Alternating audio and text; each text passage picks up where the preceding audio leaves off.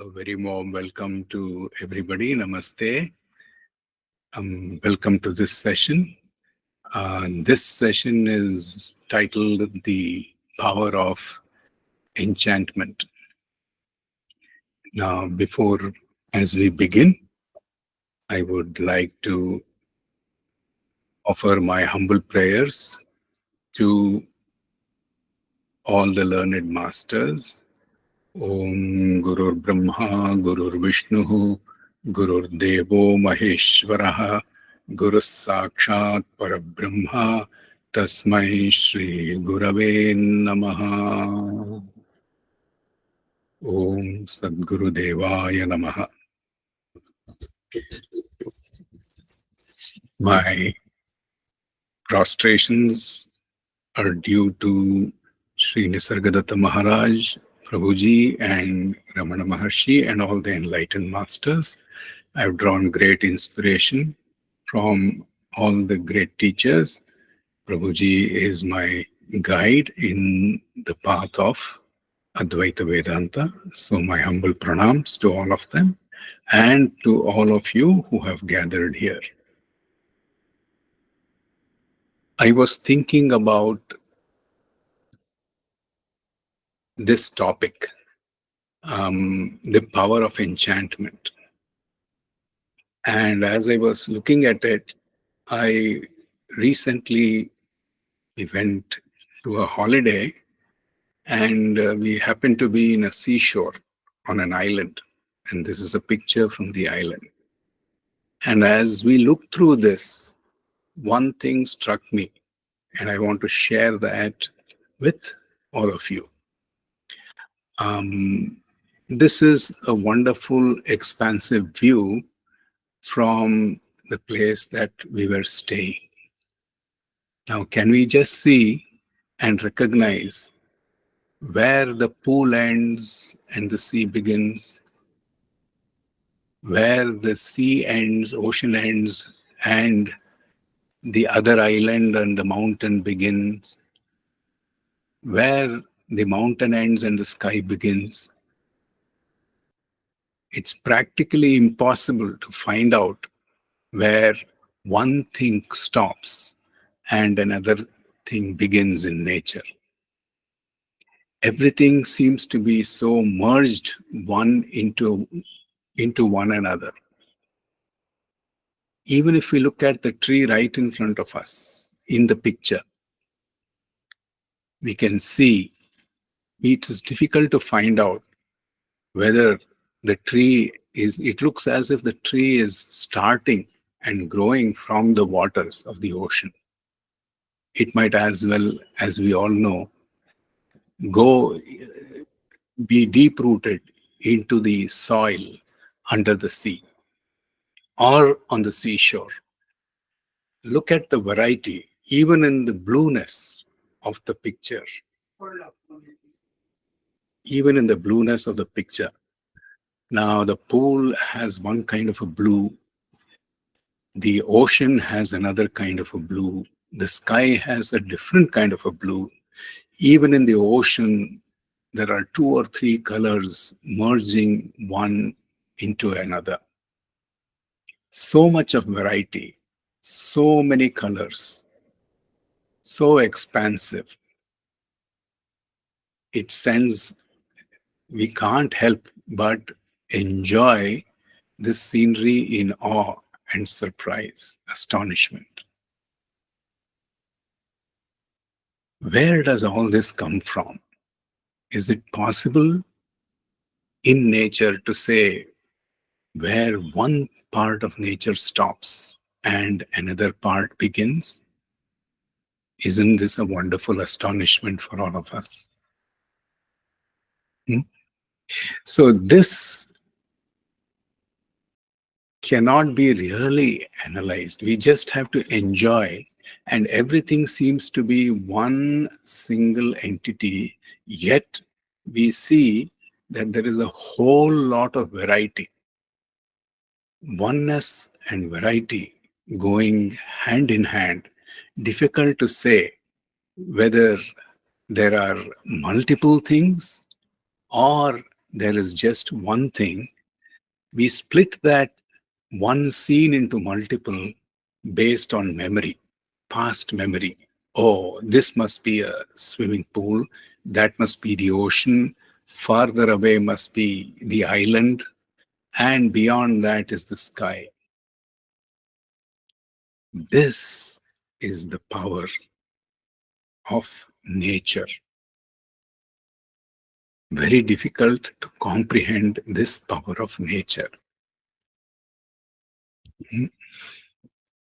Look at another aspect. There's a wonderful rainbow in the sky.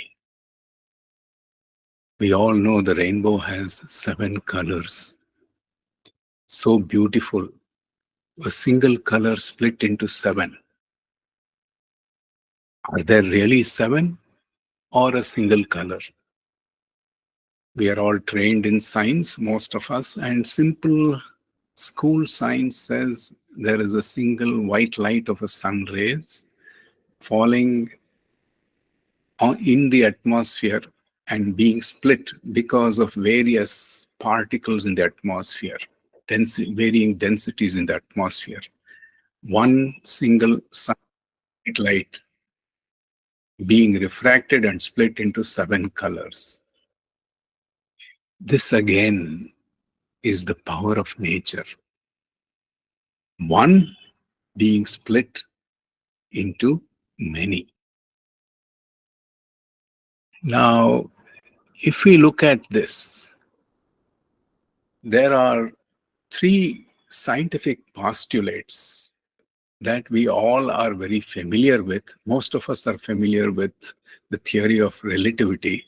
Of course, we will not get into detail here, but these 3 scientific postulates that were put forth in the early part of the 20th century, the Einstein's theory of relativity, Heisenberg's uncertainty principle, Gödel's incompleteness theorem. Notice that in a span of about 25-30 years, these 3 postulates have been put forth.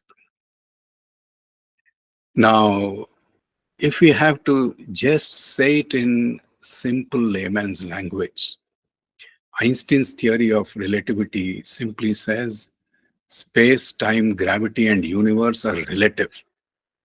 They are relative concepts and are interconnected, not absolute. And that's how he's come up with the interchangeability between mass and energy. Mass and energy are interconnected. They are not absolute. They are not independent. So E is equal to mc squared is the famous equation. Einstein, way back in 1905, put this postulate that space is relative in the sense that it is connected with everything else.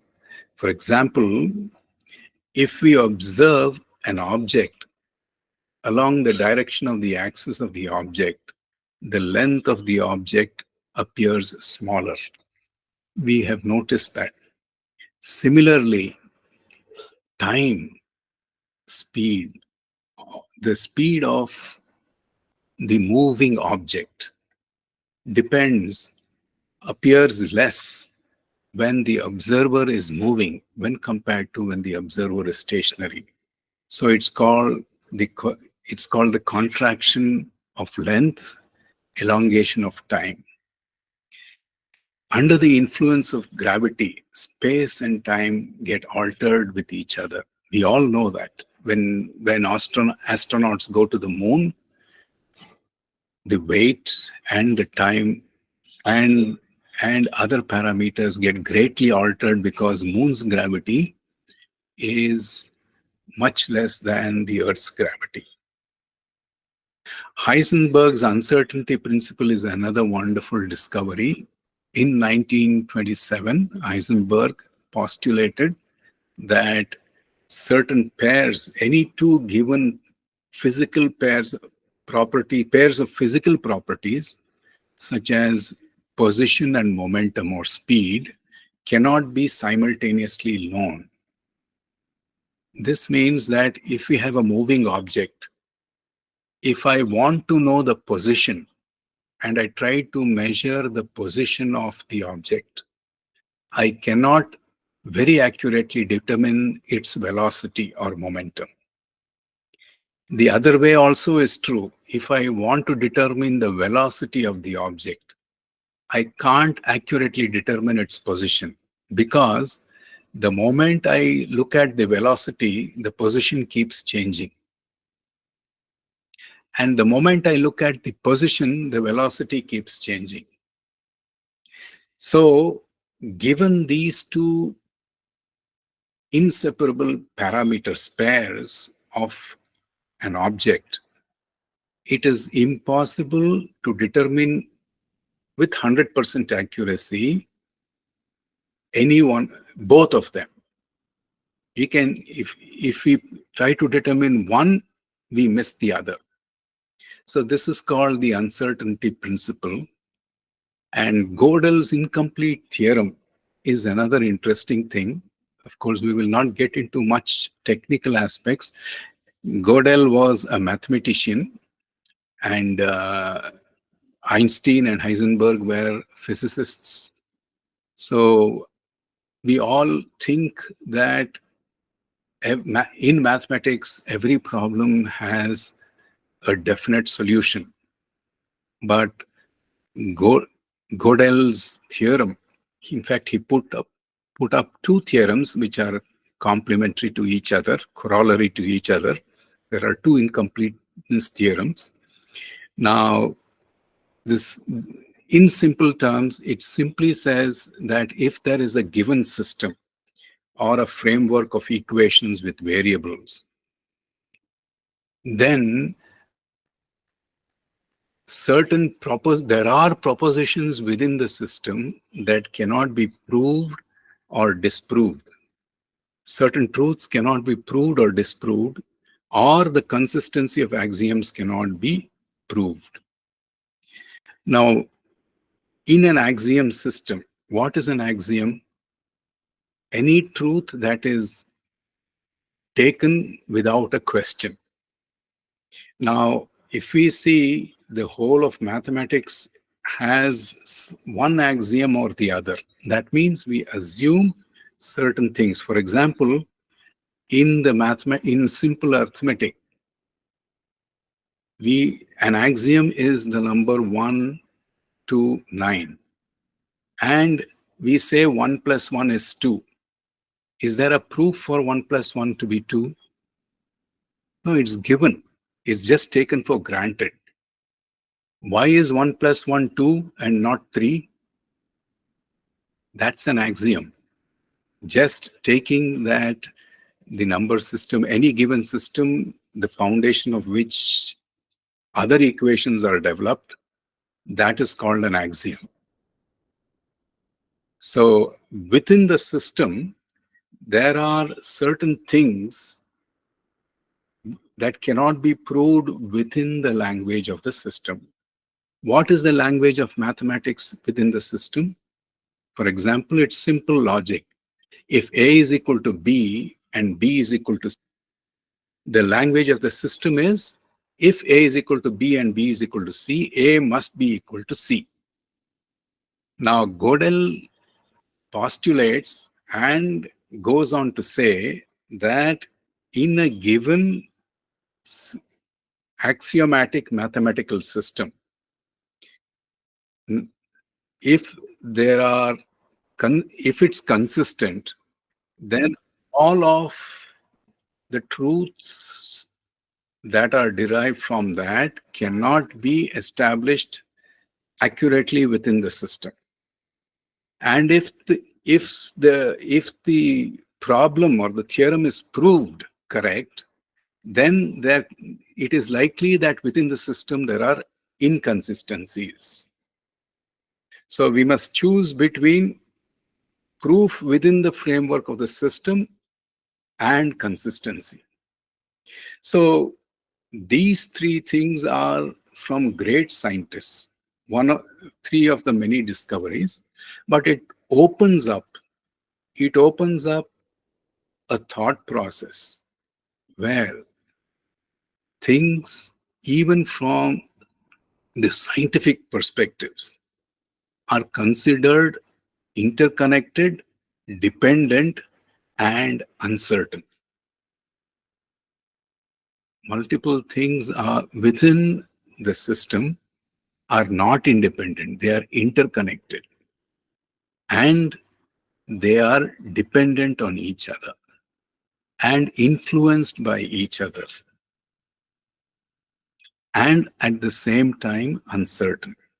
That means accuracy is very difficult to say that I have found out any one parameter accurately 100% within the framework of the language of the system.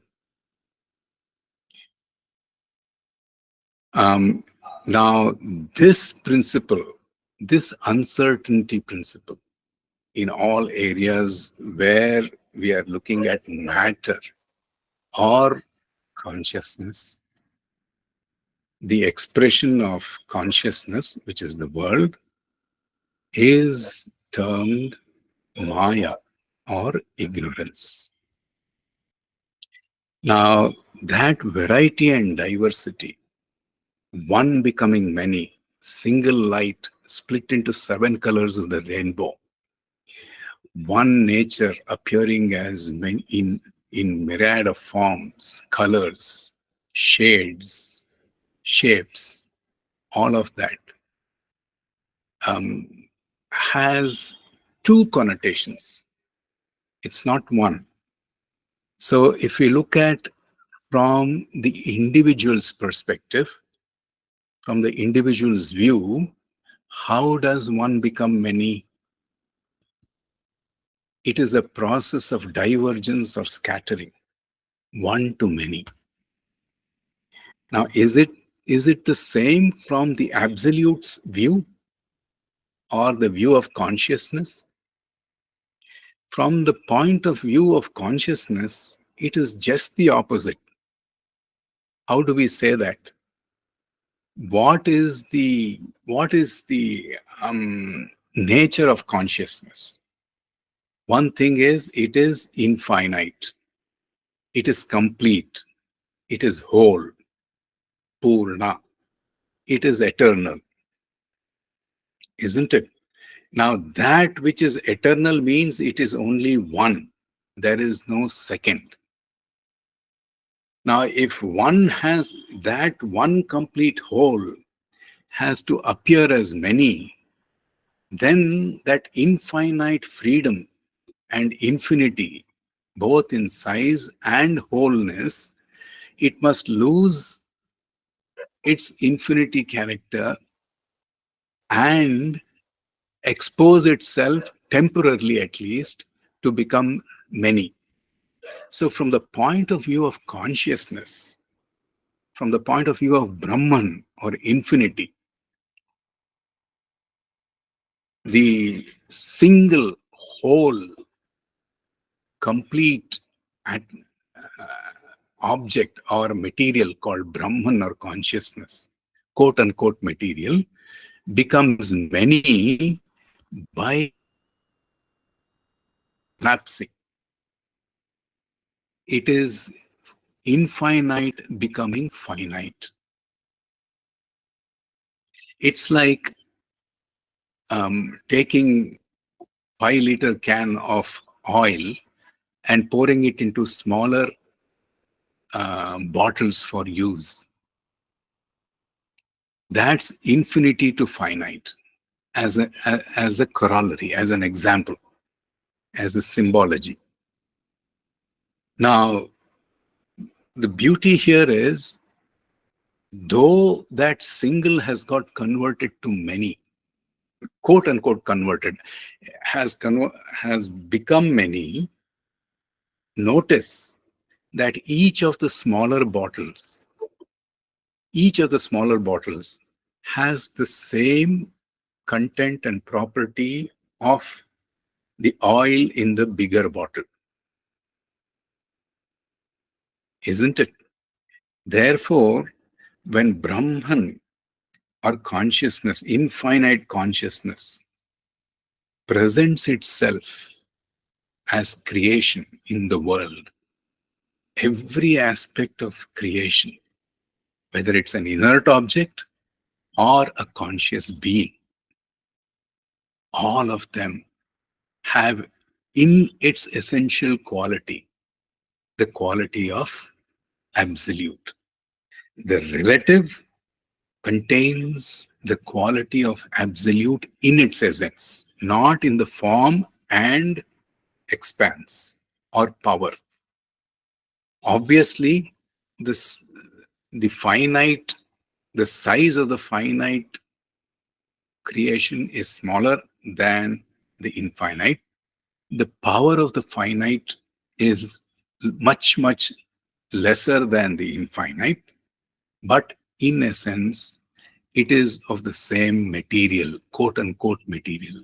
Even the individual parts of creation are made of the same original consciousness, but it appears as many.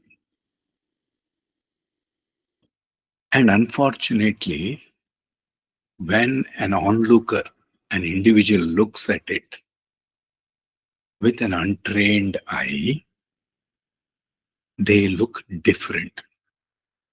Only differences get highlighted, not the underlying oneness. And this is the cause for suffering. When the absolute expresses itself as multiple, infinite variety of things, it seems as if Brahman or consciousness is playing a sport, and that is called a Leela. Whereas when the individual fails to see the oneness in the variety, he is subjected to ignorance. The same principle impacts the individual differently, which means Maya clouds the understanding of the true nature of the individual. But the very same enchanting power, Maya, is used by Ishvara or the creator of the universe as a sport to engage in his creative power. Same power, same principle. One, the universal has full control and the right understanding of that creative power, whereas the individual is ignorant of that creative power and thinks that the variety, the expression is real. When the expression is real, is considered real, the individual chases one manifestation after another, one object after another, one idea after another, in search of his or her fulfillment. And experience clearly shows that fulfillment is not ever possible, has not been possible so far from the beginning of time till today. And there is no reason why it will be possible later while chasing the variety, while paying attention to the diversity. Such is the power of enchantment or the power of Maya. It enchants us. ನಮ್ಮನ್ನು ಮೋಡಿ ಮಾಡಿಬಿಡುತ್ತೆ. About what? About thinking that all the color, glamour, variety is real, whereas it's actually a refraction and a split from the single light.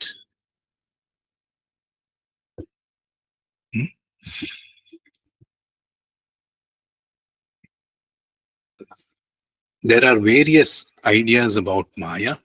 Some of them are listed here. Now, if we think through, each one of us can come up our own, and a few more ideas, many more ideas, in fact. The most popular idea about Maya that is put forth and thought of by many people is illusion. Sometimes it's treated as untruth, limited, absence, appearance. Now, in this case, Maya and ignorance are are one and the same. The power of when the power of enchantment acts on the universe, we call it Maya. When it acts in the individual, when its field of operation is within the individual, the body mind framework, we call it ignorance. But the qualities are the same, and we will see how the qualities are the same. All right. Now, let's look at each of these. Illusion means that which is not there. Is that true? Can anything not be there? So that's a very loose definition. Maya, to take Maya as an illusion seems to be very, very approximate. Because how can we say that anything is not there and yet we see it? Hmm? Not possible, isn't it? It beats logic. It doesn't fit into any reasonable logic. Is Maya untruth? If Maya is untruth, then it can be dismissed easily. But we experience it all through and through. Therefore, if at all Maya is pointing to something, it is pointing to the working of the universe. It's pointing to the reality of the universe, not to the untruth of the universe. So even to say Maya is untruth is a little, even further, a little distorted. It is limited. It appears limited. Okay, understandable. That means if it is limited, then the limited cannot coexist with the unlimited, isn't it? So if it is limited, then if Maya exists, if Maya is limited, it's the limited power of the individual, then the absolute cannot exist, because absolute is unlimited, infinite, isn't it? Again, ignorance is the absence of knowledge. Is that true?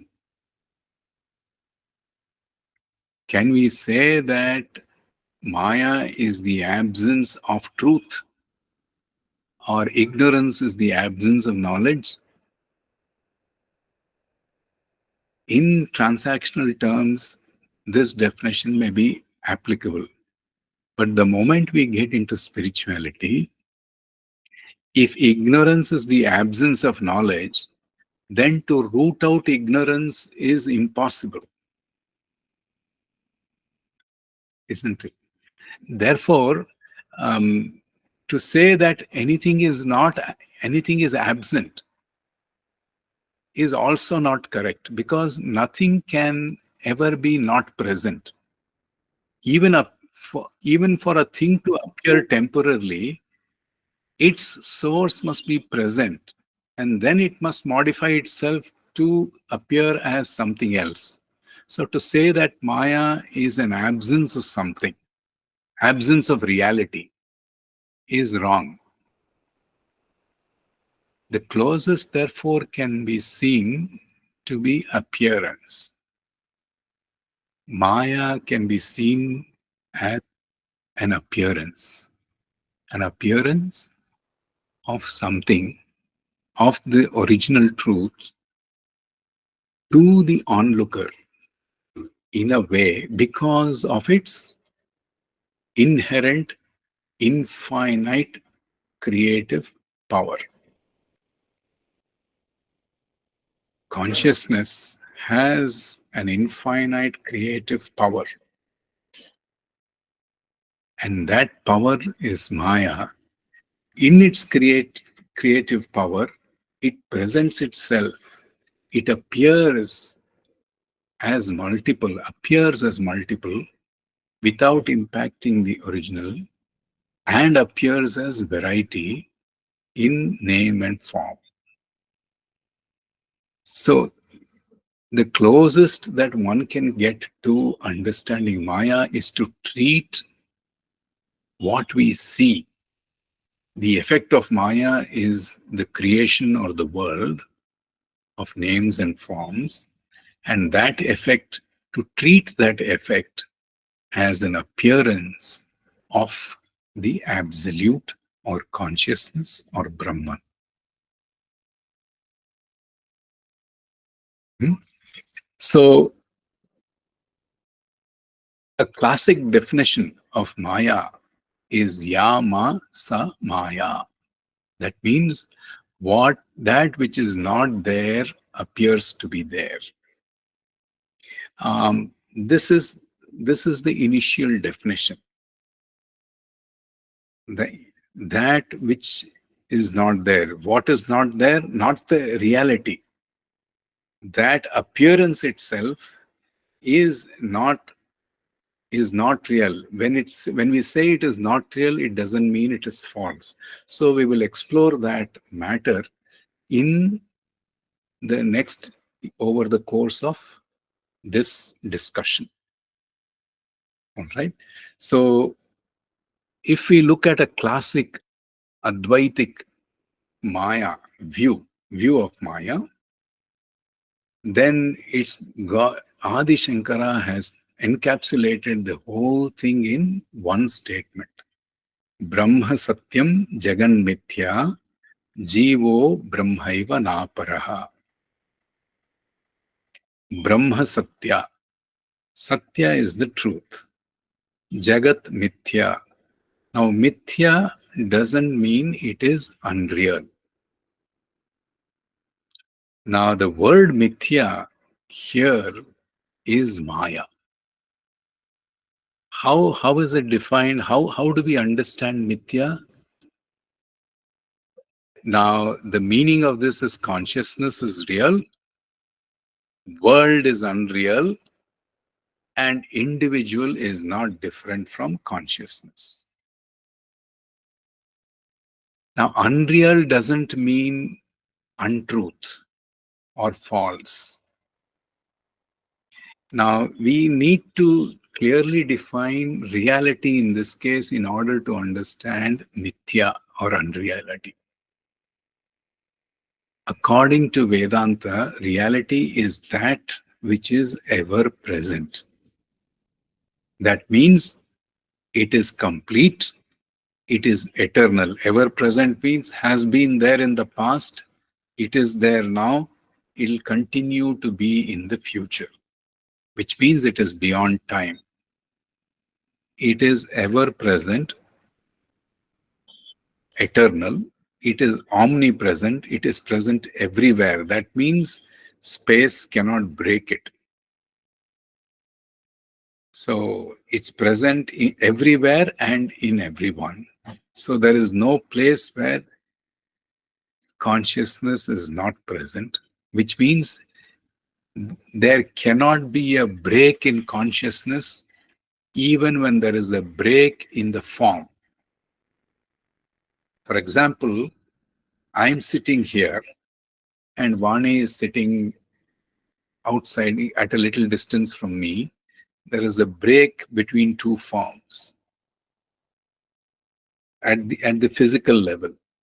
But consciousness, awareness can never have a break. Even in the space between two forms, awareness, consciousness, existence continues to be there. Now, the third part is individual is not different from consciousness. That is the realization. That is the realization part. That means understand consciousness, understand the world, and when we understand consciousness correctly and the world correctly, I will know the relationship between me, world, and consciousness, which means I am not different from either the world, existence, or consciousness. That's the final realization. Now, Adi Shankara has in this single statement dealt with Maya as Mithya. Now, this Mithya, what does it say? This Mithya is actually that which cannot be described either as true or false. From one angle, it appears to be true. From another angle, it appears to be false. And it is impossible to determine with certainty or say in any language of understanding that it is either true or false. It is neither true nor false. So it is a paradoxical statement, but that's the way Maya is. It cannot be described as either true or false in any language of understanding. And that is Mithya. That which doesn't exist is false. We can't say the world doesn't exist. At the same time, we cannot say the world exists either permanently. Because even if we take the yugas, after the number of yugas, Srishti, Sthiti, then Samhara or Pralaya, at the end of Pralaya, the world folds back into its potential state. So the world of forms doesn't exist eternally. Though, of course, it might be very long in time span when compared to the individual's life. The world of forms, names and forms, comes to an end at the end of its life cycle. As does the human being or any life form come to an end at the end of its lifespan. Therefore, the world can neither be said to be real nor unreal. We are not saying the world is untrue. We are only saying it cannot be said that it is real, neither nor can it be said it is unreal. And that is called Mithya. Now, in Vedanta Sara, a classic text by Sadananda Swami, he deals about Ajnana and gives 5 attributes to Ajnana.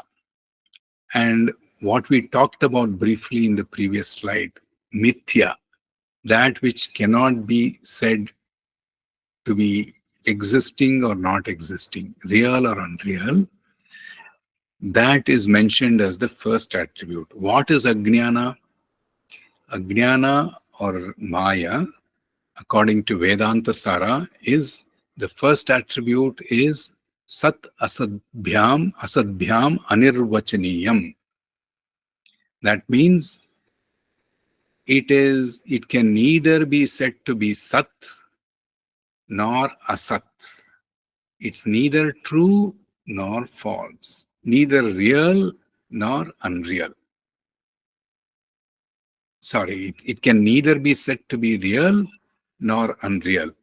Anirvachaniya means it cannot be described as real or it cannot be described as unreal. Sat Asat. And that is uncertainty in modern language. We don't know. It is uncertain. It can't be determined with any reasonable accuracy that the world of form is real or unreal. Then Trigunatmakam. It's a play of three qualities. What are the three qualities? Sattva, Rajas, and Tamas. And how does it manifest in Sattva, Rajas, and Tamas? It manifests as relativity. That means nothing is absolute in its own respect unconditionally. Every part of the universe is relative. Manifestation, unmanifestation are relative. Movement and stillness are relative. So when you compare with the pair of the whole universe, happiness and sadness are relative. So Trigunatmakam, the three attributes, the three qualities, Sattva, Rajas, and Tamas, give rise to multiple varieties by using the different combinations of these three qualities. And that makes everything relative with respect to one another. That means we cannot say anything in absolute sense. We can't talk of anything that is manifested, the entire manifestation, in the absolute sense. Jnana Virodhi, that means it opposes knowledge, because the moment you discover the truth about Maya, then you're set to be realized. Maya cannot have any grip over a realized being. Then Bhavarupam. Now this is interesting. Bhavarupam is a positive presence. It's a positive presence. We can't treat Maya as an absence of something. We should treat it as a positive presence. According to Vedanta, Bhavarupam means a positive presence. That means ignorance, rather than treating it as an absence of knowledge, is treated in with two different attributes. One is the projection. It's the positive creative projections. It's the presence of the creative power in every being. And that creative power masks or veils the true nature. The second positive presence is the veiling. So Bhavarupam is the presence of the projecting power of Maya and the veiling power of Maya. And it has a hazy presence. That means while under the influence of Maya, truth is still present, but we can't recognize it very accurately unless the mind has undergone significant amount of purification. Now, the last one is Yat Kinchit. Yat Kinchit means intangible or elusive. It is there, but it does. If I try to hold it, it runs away. It's a very slippery fellow. It seems to be there, but if you ask me how describe it, I will not be able to describe it. So that's why it is intangible. So Maya is like that. Yat kinchit, it's intangible, it's elusive. Now, these are the 5 qualities according to Vedanta Sara. Now, this is true of the ignorance in the individual and the creative power, the power in the universe. The power in the universe is called Maya. The same power, reflected power in the individual, is called ignorance. Now, both ignorance and Maya. Ignorance has the power of projection and the veiling within the mind of the individual, Maya has the power of projection and veiling in the universe. Ishvara's power is Maya, individual's power is ignorance. The only difference is Ishvara uses Maya for creating the universe, whereas the individual is used by the power of ignorance. Now, how long does ignorance or Maya stay? Till it is investigated. That is why it is called Jnana Virodhi. Once we investigate, who am I? Once we inquire into the true nature of ourself, true nature of Ishvara or God, true nature of creation, then both Maya and ignorance will disappear. That is why it is called Jnana Virodhi. Ignorance and Maya have come in from the beginning of time. So it is called Anadi. But it can end. It can end when one inquires into the true nature of the self. That is why ignorance persists only and only until self-inquiry is engaged in.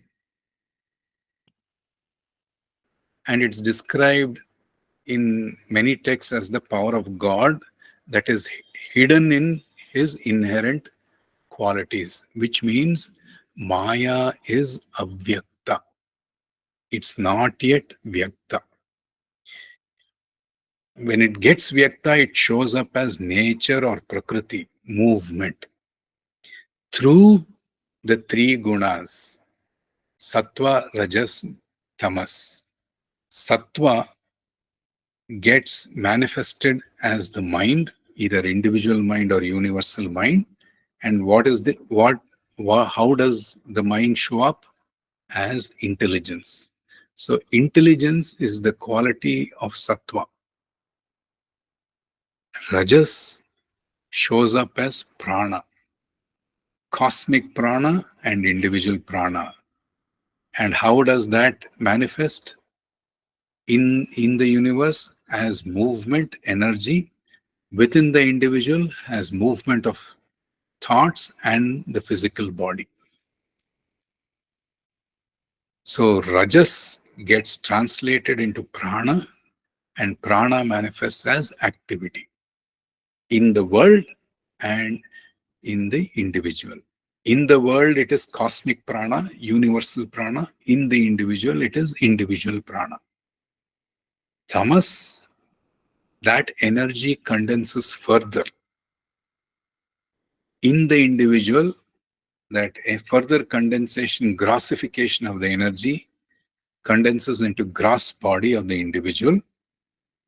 In the universe, further condensation of the energy gets manifested as inert objects in the universe. Therefore, it is actually all of these three, intelligence, energy, and object, gross objects, are the product of or the manifestation of the three qualities, sattva, rajas, and tamas. And they have a twofold effect. They have an effect on the external world, and they have an effect in the individual also. So if one has to overcome Maya as a seeker, then one must address both the internal impacts, what impact it has within the individual, and how the same energy shows up in the world as the universe. All right. Now, Why is I am ignorant statement very peculiar one? See, this is the effect of Maya. This is really the effect of Maya.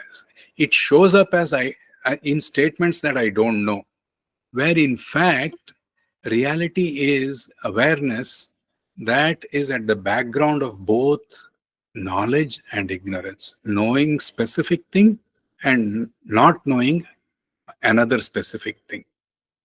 So that is the power of uh, Maya. Okay, so now let's go on to the next step. Now, how do we deal with these relativity and uncertainty, the transactional realities of life in the world? Now, all that we do in life, gaining of wealth, health, happiness, procreation, excellence, all of this is a way that each one of us have discovered through various means at our stages, at our stage of knowledge or maturity, to actually deal with this uncertain principle. Uh, for example, um, the pursuit of happiness. I think I am limited, right? And therefore, I am incomplete. I seek completeness through wealth, health, procreation, excellence.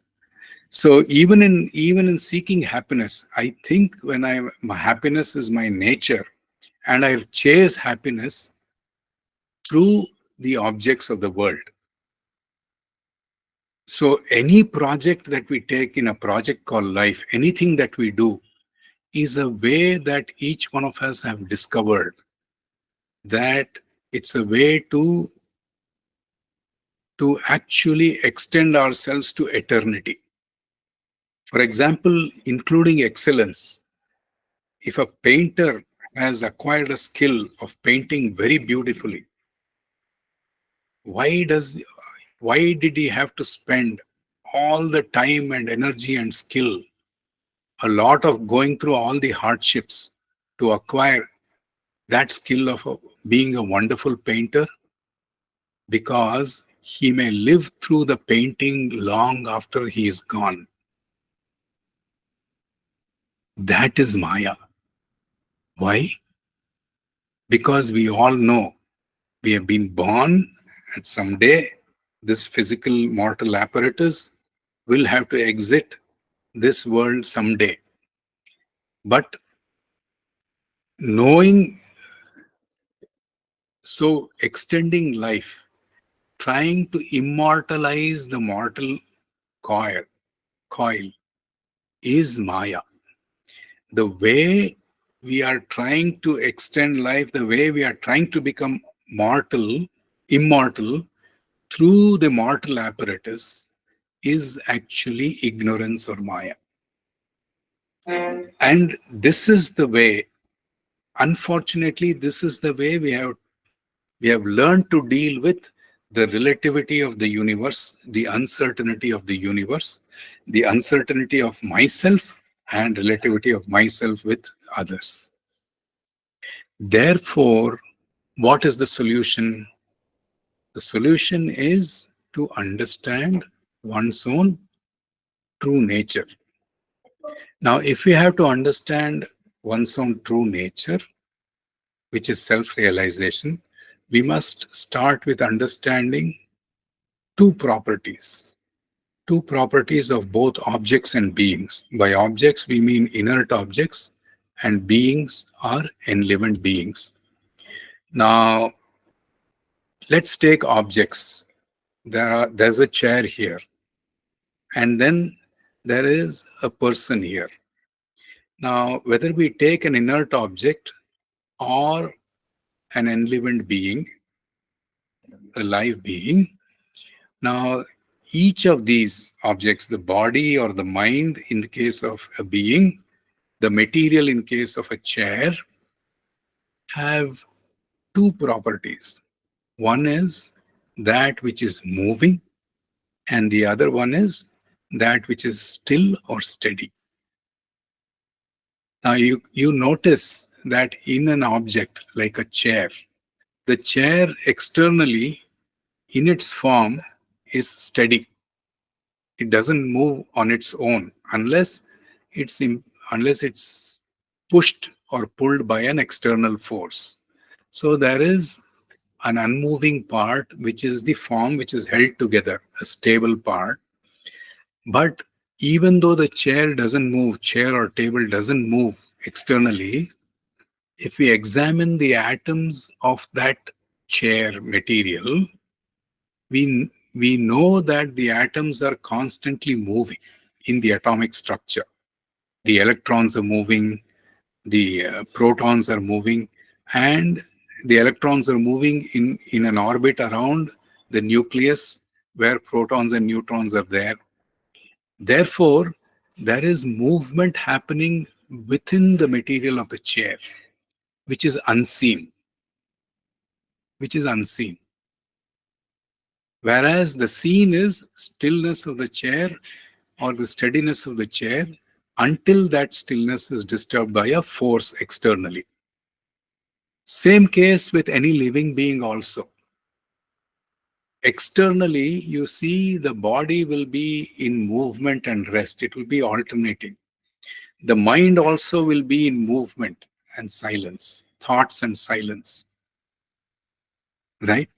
But at the background of that is awareness, which is still and steady, that holds both movement and rest. So even the human being or any living being has movement and stillness part in them, property.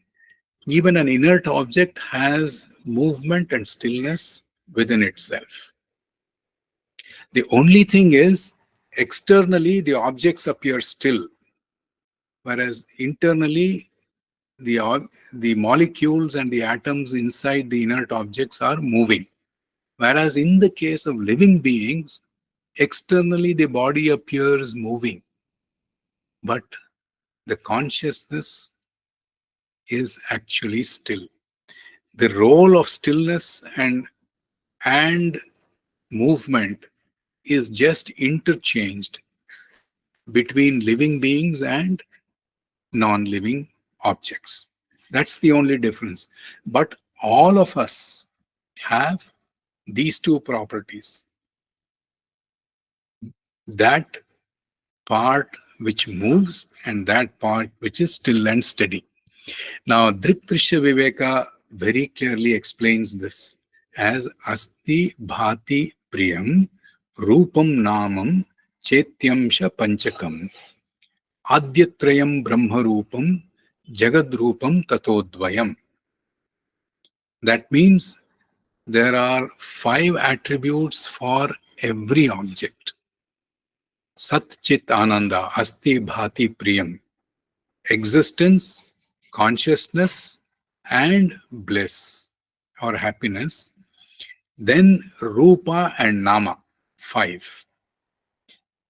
These are 5 aspects of every object. The first 3 belong to Brahman. That means that which doesn't change belongs to Brahman.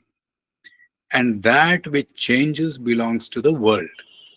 Jagad Rupam Tatodvayam. Nama Rupa belongs to the world, and that changing part belongs to the world.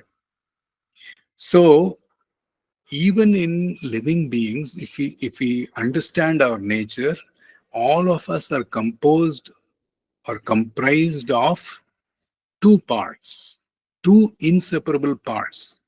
That which is still and steady, that which does not undergo change, which is our consciousness, and that which constantly undergoes change, which is name and form, nama and rupa. Now, this is the basis. If we understand both the world and ourselves, then we will overcome the effect of Maya in our lives. So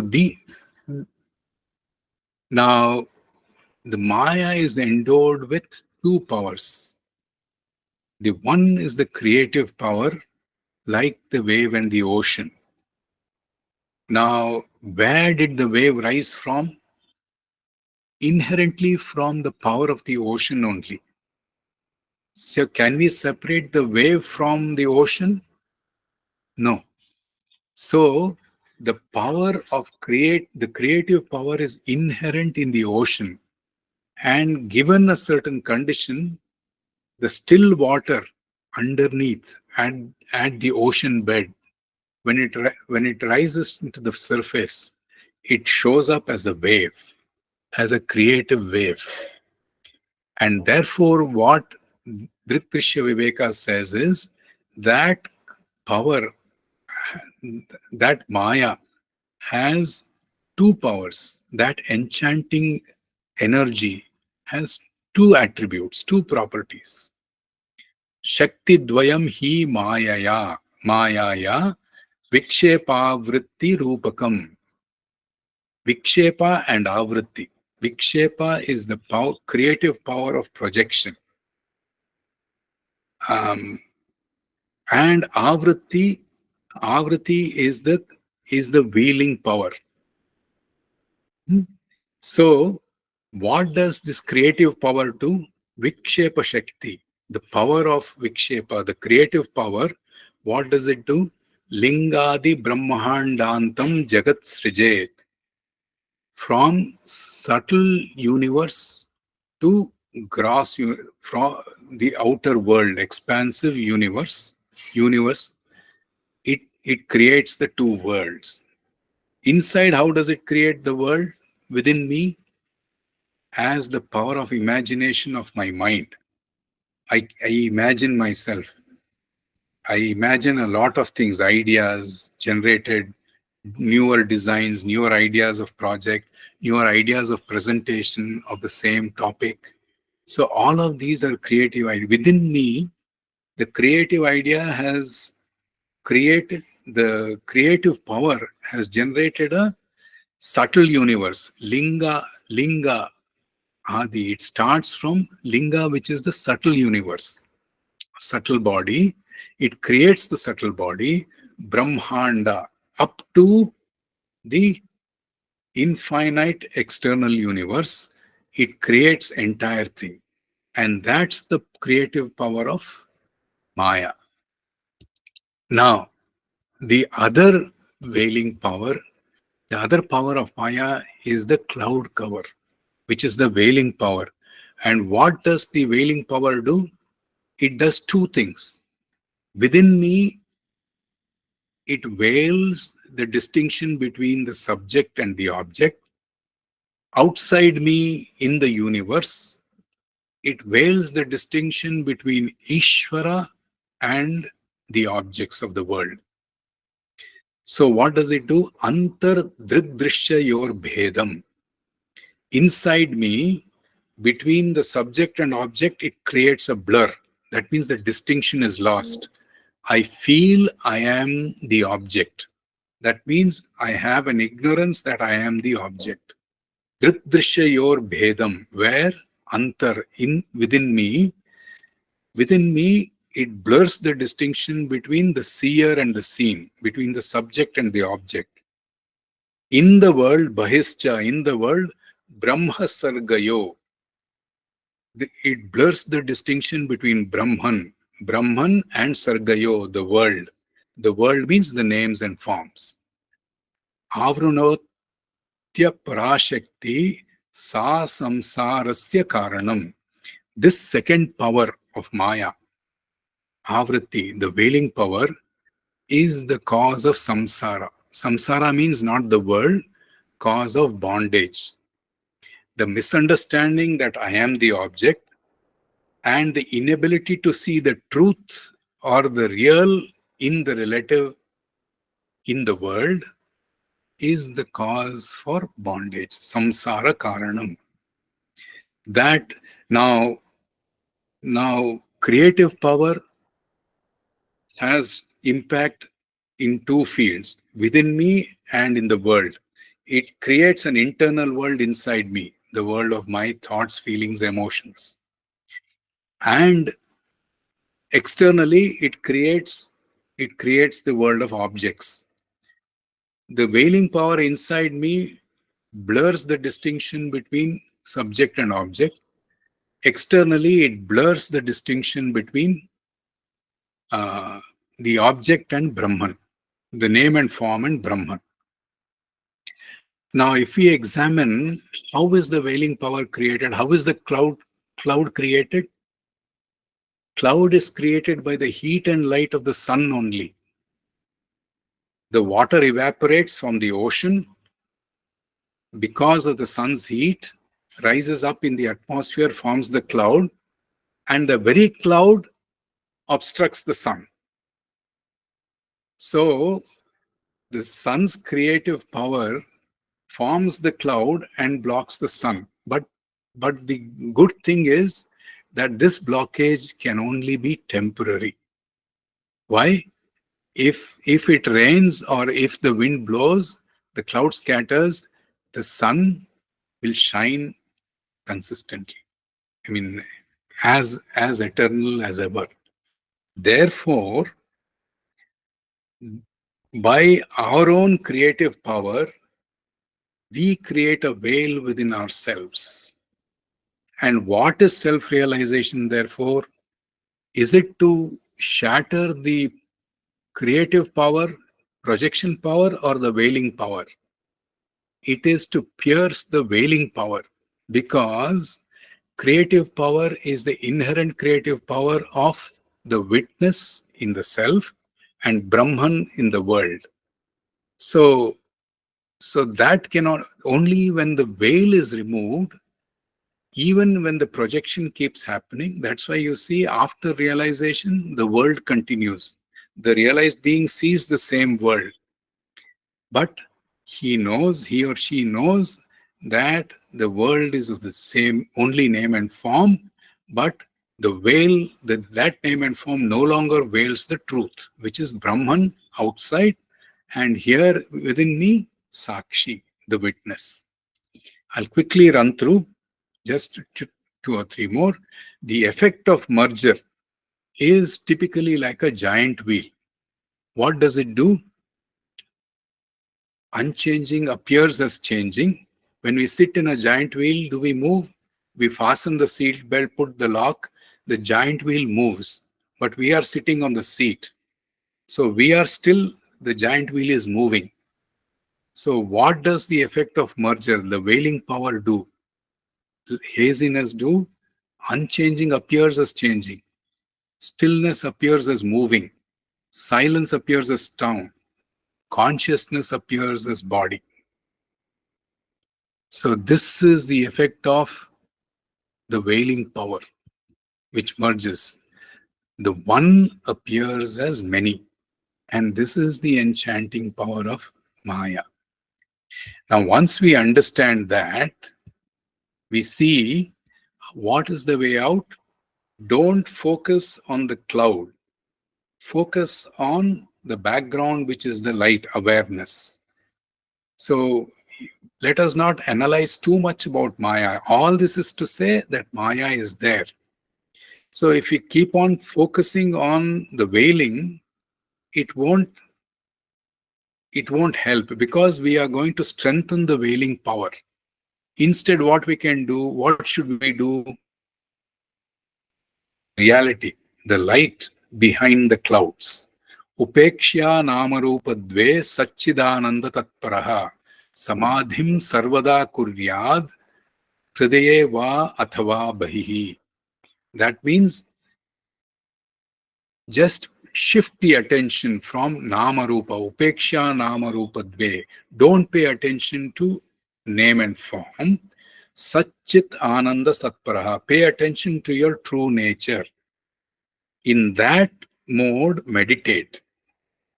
Then you can meditate either within yourself or outside. Hridaye va athava bahihi. Now, inside yourself, pay attention to Sakshi and meditate. Then the varying thoughts, feelings, and emotions will no longer veil the Sakshi. Outside, pay attention to the eternal Brahman or Ishvara without paying attention to name and form and meditate. Then, while you look at the name and form, even though the name and form exists, you will not lose touch with reality. That is the way of simply looking at shifting attention. Now, after realization, when we see, the same change is seen only as an appearance. Consciousness is clearly understood as unchanging, and I am the awareness that holds both changing and unchanging. I am Satchit Ananda, I am Brahman. So the relationship, in essence, I am Brahman. So world is understood in its reality, that consciousness is Brahman is the underlying factor. I understand my true nature, that consciousness or Sakshi is the underlying factor, and the relationship therefore between me and the consciousness and the world. I am consciousness, Sakshi, and I am Brahman. All three are one single reality. This is the way to overcome the enchanting power of Maya. Thank you. May all beings be happy. Lokaha samastaha sukhino bhavantu. Om Sadguru Devaya Namaha.